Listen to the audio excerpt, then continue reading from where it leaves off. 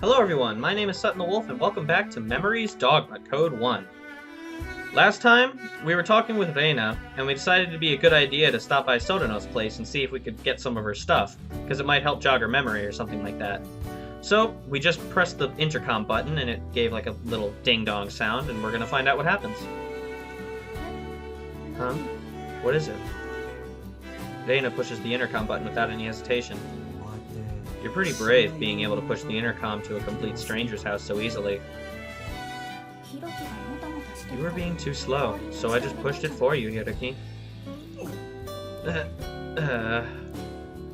As always, she's right, so there's really nothing I can say back to her.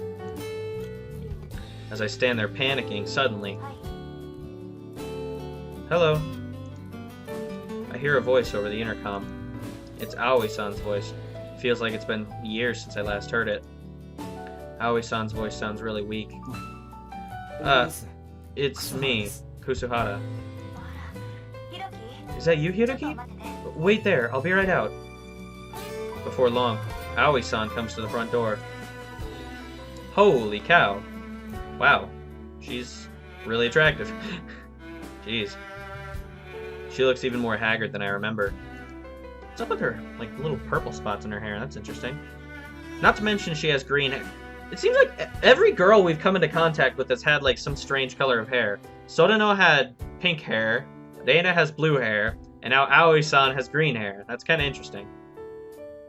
Despite that, she still smiles warmly upon seeing my face. Welcome. You came in the end, huh? Compared to the quiet Sodano, Aoi-san was always the lively one. Though they were pretty different, both sisters had a very optimistic side to them and got along very well. I wonder what Aoi-san must have felt as she saw Sodano lowered into her coffin at the funeral. That's a pretty dark thought to wonder there, dude. Like, I know that's like something that's been on your mind, but seriously, man, come on. It's been a while. Oh, I think I cut him off. At a loss for words, I mumble a vague greeting. This is so awkward, and I'm sure Aoi-san is thinking the same thing. After a short silence. Huh? Aoi-san notices Reina standing behind me. Jeez. Sorry for dropping by so suddenly like this. That's right. I didn't even go to her funeral, and now I just show up with some unknown girl in tow. She has every reason to think badly of me. Not at all. Thank you for coming over. I'm sure Sodano would be glad too. But Aoi-san is still treating me with such kindness. Are you one of Sodano's friends as well? Aoi-san asked Reina. Yes, I'm Orikasa Reina. She says it so naturally that I reflexively nudge her elbow and ask, Hey, why'd you say yes so naturally? Just ask that right in front of the person that she's trying to say this to? Nice, dude. Shush. Don't worry about the little details. Aoi-san watches our little exchange with a smile before speaking up.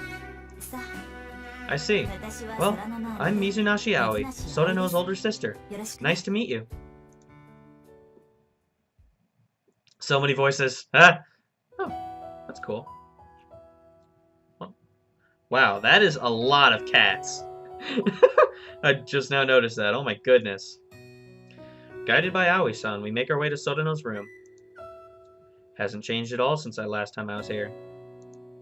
The room had been cleaned up a bit, but everything else was left the way it had been when Sodano was still alive. Have you been here before, Hiroki? Yeah, I spent a lot of time here with Sodano reading novels. Sometimes Kakadu would come too, and we'd do homework together. Sounds nice. I reminisce about the time the three of us spent in this room as I say that. Another flashback, wow. Kakadu would always be staring at his PC intently, typing away intently at something or the other. Okay, kinda weird to say intently twice within 4 words. Sodano and I would just be sitting around reading or doing homework, or just napping on the floor. Whatever we felt like doing, basically. We didn't talk much, though perhaps it's better to say there was no real need for us to say anything. Even if we weren't doing the same things, just being together like that was enough to make this place warm and comfortable. Oh, wow. Short flashback. Even now, this room is still Sodano's room. But the warmth from that time is gone. The fact that Sodano's dead permeates through the whole room. Strangely enough, though, I don't feel any sadness or loneliness welling up. I haven't cried even once since she died. I see. It's nice that you are such good friends. In complete contrast to her words, it seems like Dana's tone is suggesting she means something else entirely. Hey, I've been wondering for this for a while now, but... What the... Dana points to a corner of one of the shelves. In that corner are white cats, black cats, spotted cats, beckoning cats, stuffed animals and ornaments of cats of all kinds are packed tightly on the shelf. There's quite a lot of them. Why so many? Oh, these are... Yeah, there are a ton of them, right?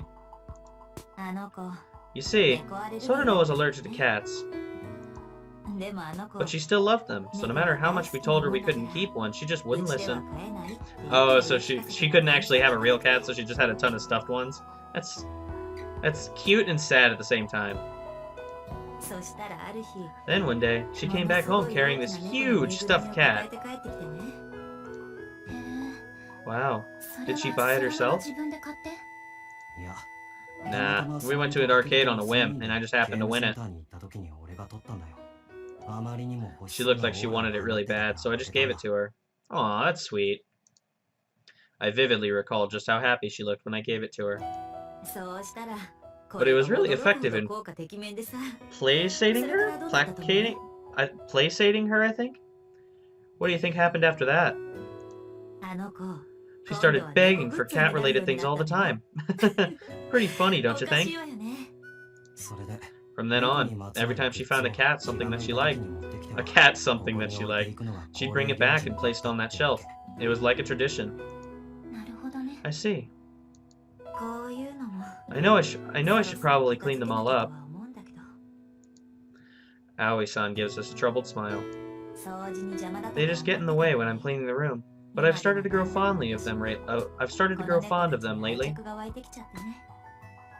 Everyone's voice in this is sort of like got like a deeper undertone to it. Like, I guess that's because or somber, that's the word I was thinking of. Everything seems kind of somber. Yeah, I don't know what to do.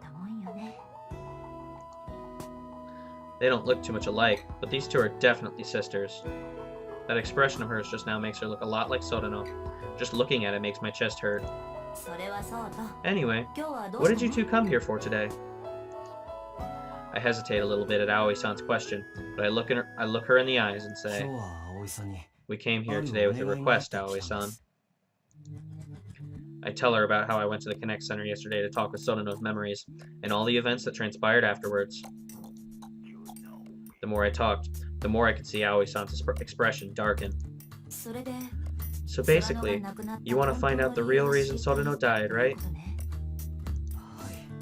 Yes. We're trying to get some clues, so would it be alright to borrow some of Sodano's belongings? I wonder if she'd be okay with that. Like, that's kind of a big thing to ask, you know? After thinking for a bit, Aoi-san says apologetically, to be honest, I'd prefer it if you didn't.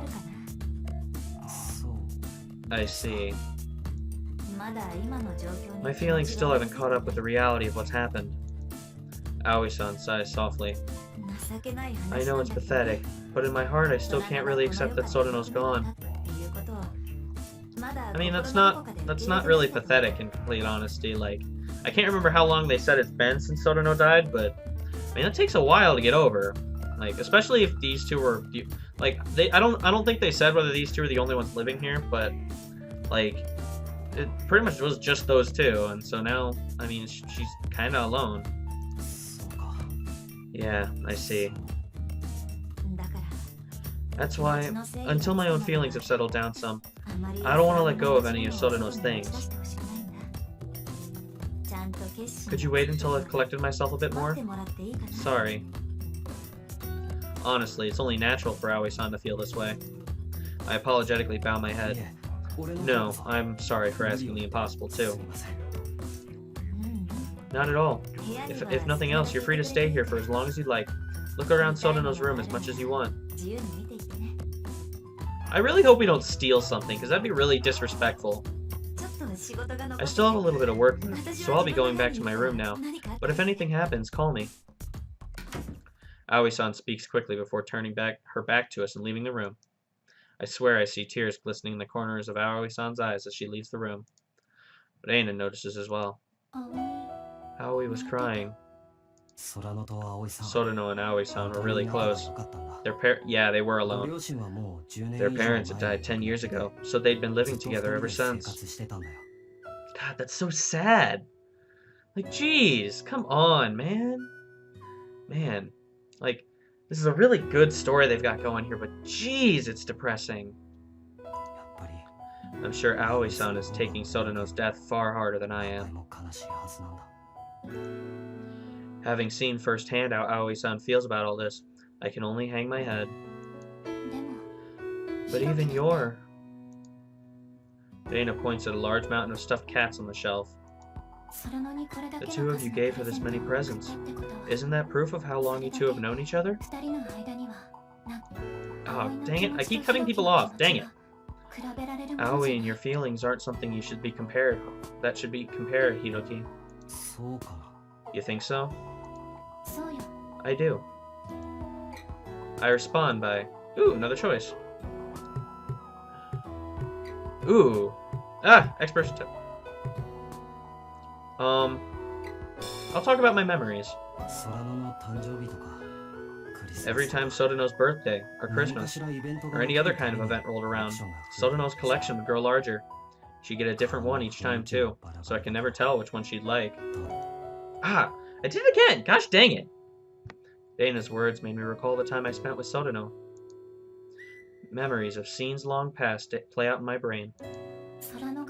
I can tell Sotono treasured them all just from looking at her room. Dana smiles quietly. I silently reminisce about Sotono. Eventually, I come back to reality and say, I guess we should get going. It's unfortunate, but there's nothing more we can do here. Yeah. As I open the door to leave the room, I see Aoi-san standing right outside. Seeing me, her eyes open wide in surprise for a moment, but then she smiles sadly. Aoi-san, have you been standing here the whole time? Sorry. It's just that it's been so long since Sotono's friends have come to visit her room. I just couldn't leave. I'll come again. Next time I'll bring Kakadu, too. I see. I'm sure Sotono would be happy to hear that, too. This game certainly does have its moments of happiness.